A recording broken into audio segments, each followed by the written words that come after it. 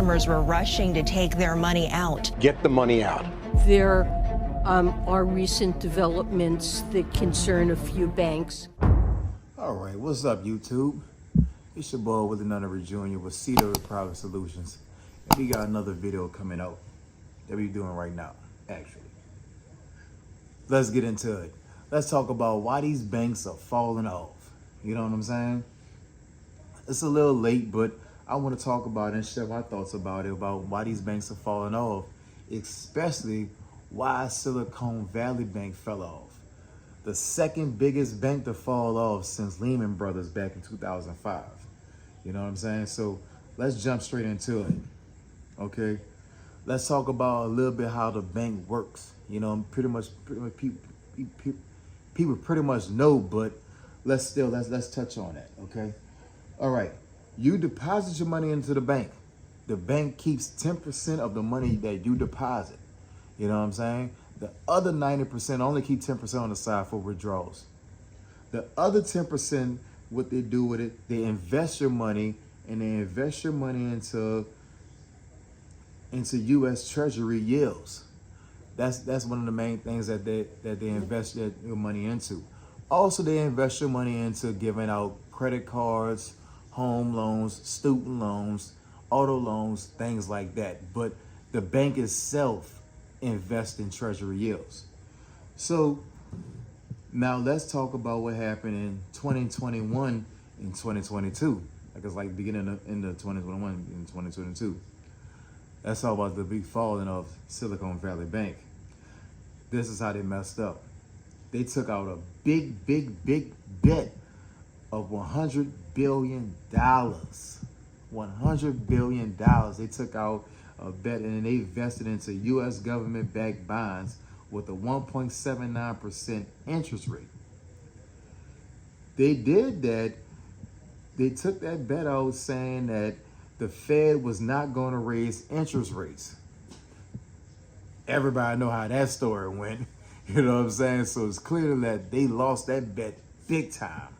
That was the beginning of the end of their bank when they took that big $100 billion bet. That's you gotta have some heart and some real nuts to do that shit, dog. $100 billion? I don't think I would have went with that move. But let's keep going though. Follow how fast this shit happened. How fast this happened. On March 8th, they said they was trying to sell a third of their ownership for $2.5 billion. This happened because they took out a $1.5 billion loss on the bond yields. You know what I'm saying? So on March 9th, when the word got out, they lost 60% of their stock. Their stock fell down by 60% from March 8th to March 9th. That is fast. That is fast. That is literally one day you balled and the next day you fell off. That is fast, dude. From March 8th to March 9th. You know what I'm saying? That's scary. That's scary. All panic broke out. So on March 10th, Silicon Valley Bank said they failed to raise capital and they was looking to sell. They was looking for a buyer just to buy them out completely because they failed to raise the $1.5 billion that they lost. Then they failed to raise the $2.5 billion to cover over the $1.5 billion that they had lost previously. So now all panic is breaking out. People are calling people saying that, hey, their stock is falling off by 60%. The bank ain't looking good. Take your money and run.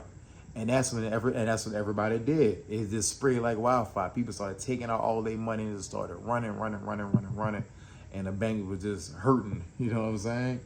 So now along come to protect the people's money that was in the bank. Like I said, Silicon Valley is in Silicon Valley. It's a rich ass place. You know what I'm saying? So you got a lot of tech companies. You got a lot of people that do payroll checks up in there and everything like that. So Uncle Joe come around with the FDIC.